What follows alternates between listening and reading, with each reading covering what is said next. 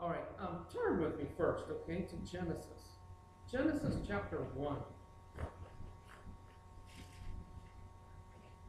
Okay. Genesis chapter 1 and verse 24.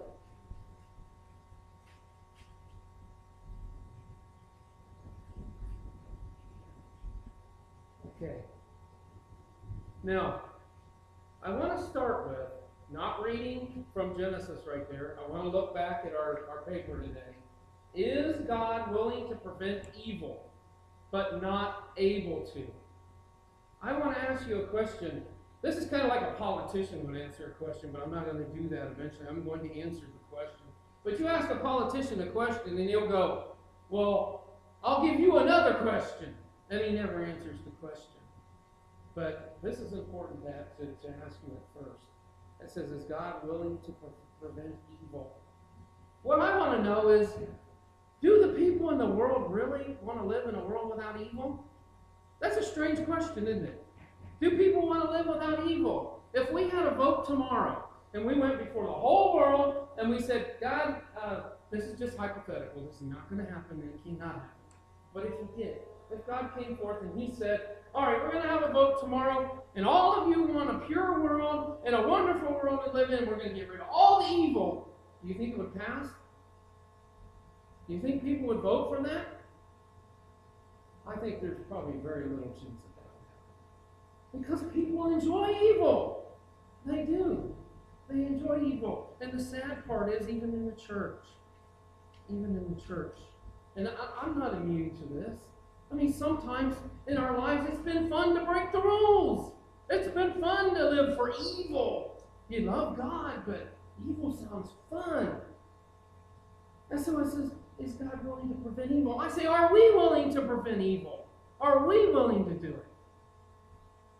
And I thought, my hypothetical choice actually did come down to a choice at one time. You remember when Jesus was being crucified, and we just got through Easter just recently, remember? And remember Pilate, a person of the world, says, who shall I give you, Jesus or Barabbas, who's a murderer? And what did the world say? No, we don't want Jesus. We don't want his way and all the things he's given us. We want Barabbas. We want Barabbas. And then the person that's saying this, Epicurus, is saying, he's implying here, and correct me if I'm wrong, but he's implying that is God willing to prevent evil? He's saying, yeah, God is willing. God should be willing to prevent evil. But I got a little news for you, is that, does God prevent every car accident? Does he? Why? Does he prevent every rape, every murder? No, he doesn't. Why? And I thought about these. These are deep questions you're not going to hear too much, because there's not a lot of easy answers to it. And why doesn't he? Why did my child die? Why was my child murdered? I had a friend, his child was murdered. Why? Why? Where were you, God? Why didn't you stand up? Why didn't you do something? Is God willing but not able? Is he not able? Can you actually believe that God would not be able to stop it? He is able. I mean, if you look in this world and you realize what he has done, you look at your life, your hands, everything. I've shared this with you many times. How the complexity of our life, you can tell, even from it without the Bible, you can tell God is able. So why didn't he? Now go with me to Genesis. In Genesis 1:24. And God said, let the land produce living creatures according to their kind, livestock, creatures that move along the ground, and wild animals, each according to its kind. And so it was so. And it was so. God made the wild animals according to their kinds, the livestock according to their kinds, and all the creatures that move along the ground according to their kinds. And God saw that it was good. So God shows us, first of all, he was needed. He made all this stuff. God made it. And then God said, let us make man in our image, in our likeness, and let him rule over the fish of the sea, and the birds of the air, and the livestock, and over all the earth, and over all creatures that move along the ground. In another version it says, let him have dominion. And I always thought, when I read this, I always thought, oh, well that means, people can go out and they can hunt, and they can take control of the animals, or they can take control of this. You know what God is telling us? He's giving you the answer to right here. Why is God not willing to prevent? Because he said to Adam, and he said to us, it's your job. I gave you hands, I gave you feet, I gave you intelligence, I gave you curiosity, I gave you all these things, and I give you dominion over this earth. I want you to rule this earth and take care of it for me. That's your job, to take care of it. So I looked back and I thought, why did God allow the Holocaust? Now we're really getting deep. Why would he allow the Holocaust? Who eventually stopped the Holocaust? Man did, right? Now it's not all credit to man, because what God puts within us, and this is where he comes, he puts within us his spirit, his life, and he says, go forth and do these things. Don't allow evil to rise up. You stand there in the gap. You be the one. And he even says in the law, he says, he gives them, he says, if a woman is in the wilderness and she's being raped, and she cries out and no one hears her, here's what you are to do. He gives rules. He tells us, he says, I want you to rule this earth with justice and with righteousness. It's your job. So yes, is God willing to prevent evil? Now there are times in history God intervenes, doesn't he? In the time of Moses, in the time of the Passover, he stopped. He stepped into human history and he says, enough. And in the flood, he stepped in and said, enough. But many times, he steps back and he says, stop. Now, I want you to see something. This was a perfect paradise that God had made. And Adam and Eve had decided, as all of you know the story, the story of how he told him, he says, you're not to go to the tree of the knowledge of good and evil and eat of it. On the day you do so, you will die. And we all know the story of what happened. They ate of the tree, and they spiritually died that day. They didn't physically die, but they were going to die. And God said, do not take of that tree. But they did. And they gained all that wisdom. Then Adam and Eve had children. And Cain and Abel came up. And Cain, he offered a sacrifice to God that wasn't acceptable. Abel brought things of his flock and a blood sacrifice, and he was accepted. What did Cain say to God? God said, Cain, where is your brother Abel? And Cain said, am I my brother's keeper? That has been a question throughout history. Am I my brother's keeper? Now go with me to Luke chapter 10. Very familiar chapter. But I want you to look and see something that you don't hear in sermons and things. Luke chapter 10 and 29.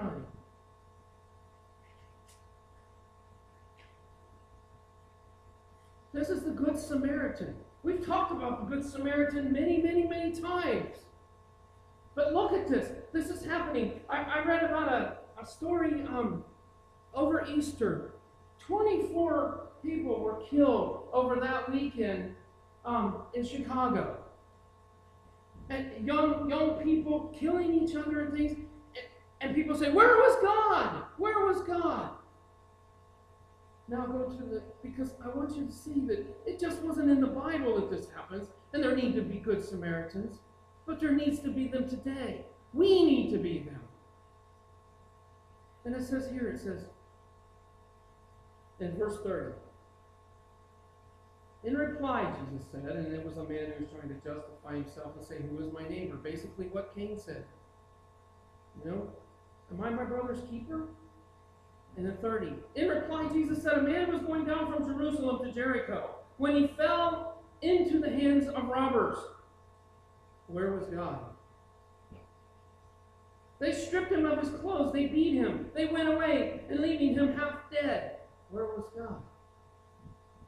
A priest happened to be going down the same road, and when he saw the man, he passed by on the other side. So too a Levite, when he came to the place and saw him, passed by the other side. Nowhere do you see God in physical evidence stopping this robbery. Is God willing to prevent evil? And it says here, then he is not omnipotent. Do you see what God has said? He said, I have made you so special. You are so special to me. I made you in my image. And he said, and he even told him, he said, well, in the Godhead, they had a discussion, as I said, us. And they said, we've got to get him away from the tree of life or he'll live forever. So man was designed to live forever and to do this job forever. And he said he can't live forever now. He's gotten into the evil. He's done the wrong thing. So God saw how just special and beautiful we are, a special creation. And he trusted us with this job. But it says in 33, but a Samaritan, as he traveled, he came where the man was. And when he saw him, he took pity on him. And he went to him and he bandaged his wounds, pouring oil and wine. And then he put the man on his own donkey and took him to an inn and took care of him. Now do you see God in this story? I see God in this story. God said he would come and live inside of us. He would work within us. He would give us his Holy Spirit, and we would be out there working on his behalf. You may not see him in action. You may not see his Spirit floating through the air or Jesus coming up in his white robe. Right now, you won't see that. I can't say you won't see something like that. You might see something. I don't know. But I do know the majority of the time, you don't see that in action. But you see day after day after day. Even in Chicago, you hear about people say, did you hear about the homeless man? He found a whole wallet full of money.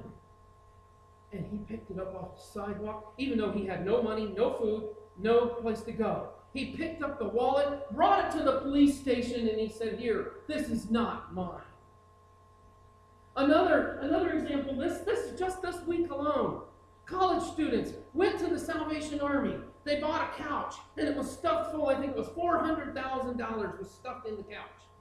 The college students opened up the couch, took the money, and they gave it back to the rightful owner.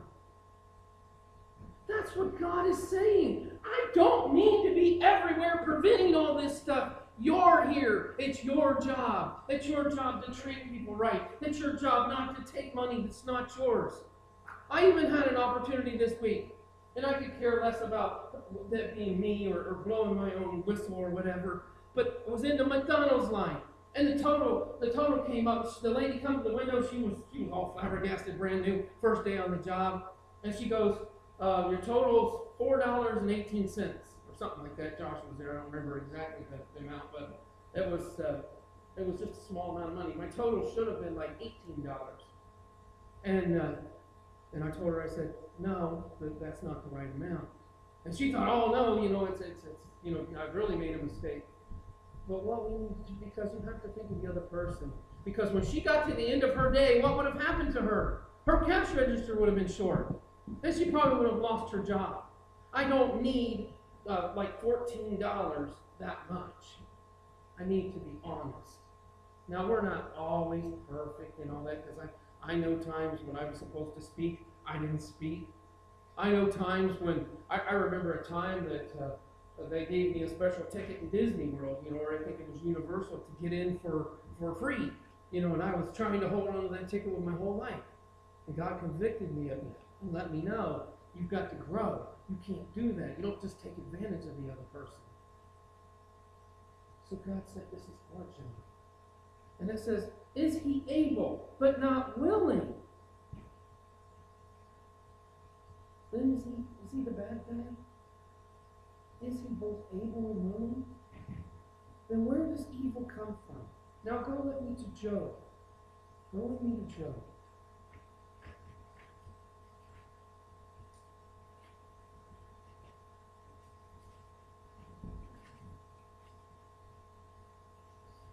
And, one second. Job chapter 28.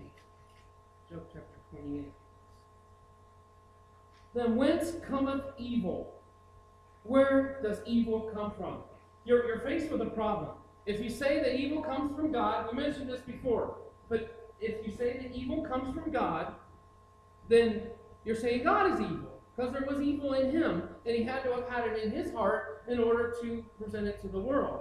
If you say it did not come from him, he created all things. So you can't have it both ways. That's why they call it the paradox here. They're trying to convince people that they don't need God.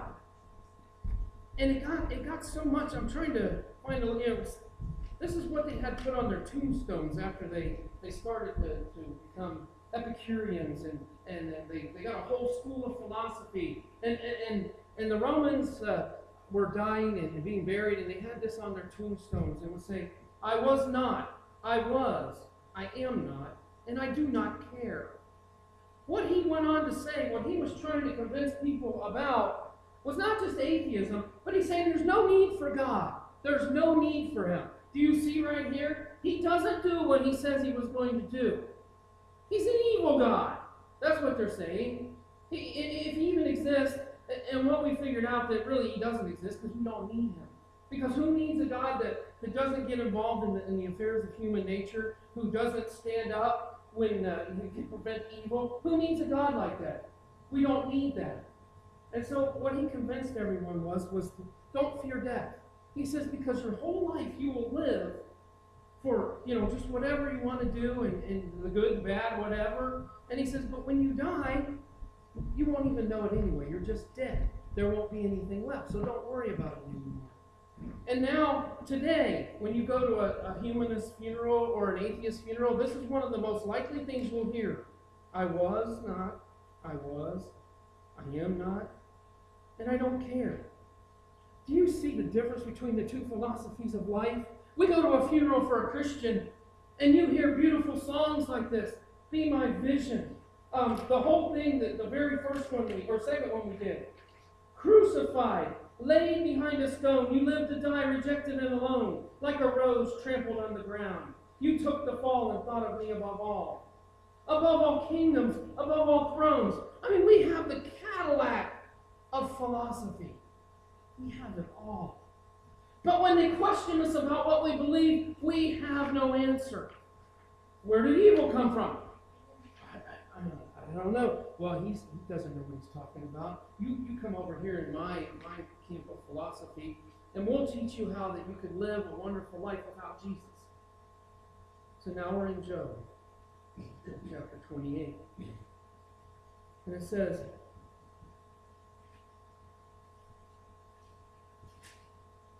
in chapter 20, he says, in verse 1, there is a mine for silver and a place where gold is refined. Now, a little background. Job is considered to be the oldest book of the Bible. The oldest time for most Bible scholars. They believe that this is as old as it gets. Well, what I want to talk to you about is that in order for there to be a mine for silver, a place where gold is refined, iron is taken from the earth, copper is smelted from the ore, man puts an end to darkness, he searches the furthest recesses for ore in the blackest darkness. Far from where people dwell, he cuts a shaft. In places forgotten by the foot of man, far from men he dangles and sways. The earth from which food comes is transformed below as by fire. Sapphires come from its rocks, and its dust contains nuggets of gold. No bird of prey knows that hidden path. No falcon's eye has seen it. Proud beasts do not set foot on it, and no lion prowls there. Man's hand assaults the flinty rock, and lays bare the roots of the mountains. He tunnels through the rock, and his eyes see all its treasures. He searches the sources of the rivers, and brings back hidden things to light. You realize you could use this as a treasure map? I wonder if people have done that. Because if you watch the gold rush shows, if you watch mining shows, this is exactly where all the ore and the gold and the sapphires and all these things come from. What does that have to do with where evil comes from?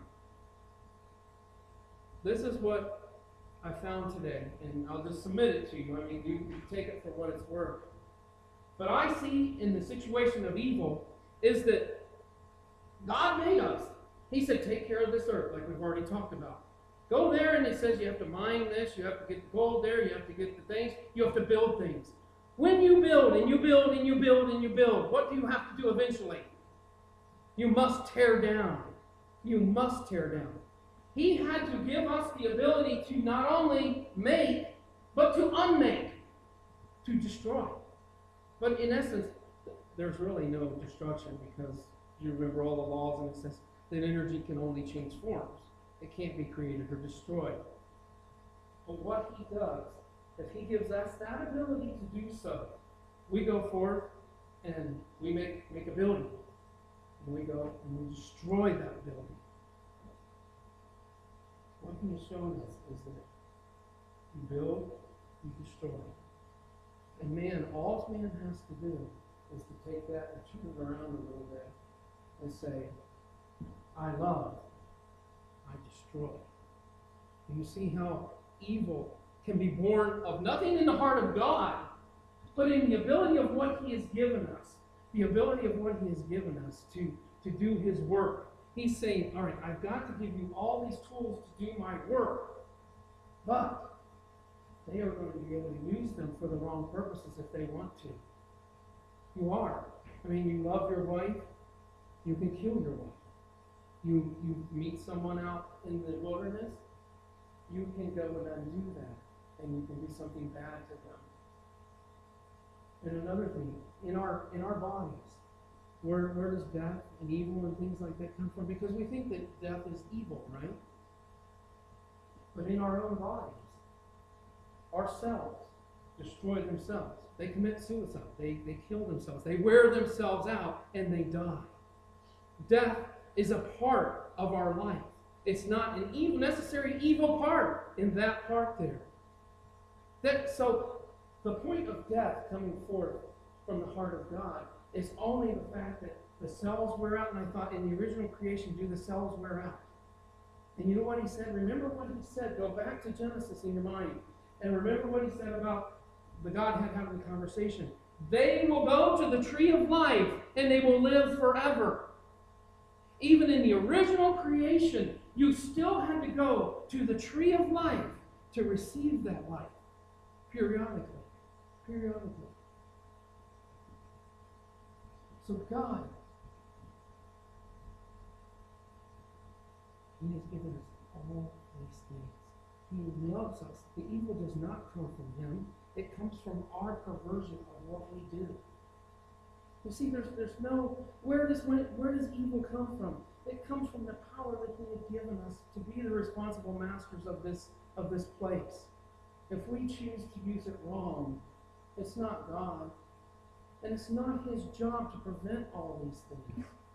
It's his job to say, all right, now how far will he go with this? How far will he go with the whole plan? He says in Matthew, he says, I will have to shorten those days. I will have to shorten them in order to save the earth. To save for the elect's sake. I'm going to shorten the days of the tribulation. I'm not going to let them go to their full amount.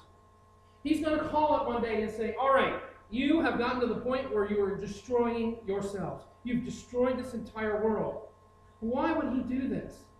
Because we went in the Garden of Eden and we said, we can rule ourselves. We can do this ourselves. And so he said, okay, if you can do that, you go ahead and do that. And he gave us a certain amount of time. And he said, okay, see what you do with this earth. And at the very end, we will totally destroy it. And then he will step back in. And he'll look at us. And he'll say, enough. In all of eternity, I don't want to hear this again, that man can rule themselves. And he'll see who served him. Like we were talking in Revelation. Who will stand for me? And he says, and then you'll be able to enter in. And you'll be his children. So then why do we call him God? Why do we call him God? I don't even know why they asked that question, because I mean, it's magnificent what he did. When they chose Barabbas, he came forth and he gave his life and he died for us. And he said, I'm not a malevolent God. I am your God that loves you. And he gives us all of these things. And you can tell people, Jesus loves you. Never prove it to you. He loves you. But it's your job. It's your job to go out in the world and change things. You've been given the Holy Spirit. You've been given all the gifts you've been given. And yet, people choose to do evil with them. Don't choose to do evil. Choose to do good. Choose to love God. Let's pray. Father God, we love you. We thank you so much for all you've done for us, Lord. God, we don't just want to try to prove other people wrong, Lord. We want them to come to you. We want the people that are misled to know you, Lord, to love you. And God, give us a way that when we go to them and talk to them about you, that we do so in love and let them know that it's the better way to choose, Lord, that not stealing, killing, and all these things that happen in this world, Lord, they're not of you. That you want us to choose the better way, and you want us to choose the person that's chosen us, Lord, that chose us first. God, lead us to people that need you, Lord. Please.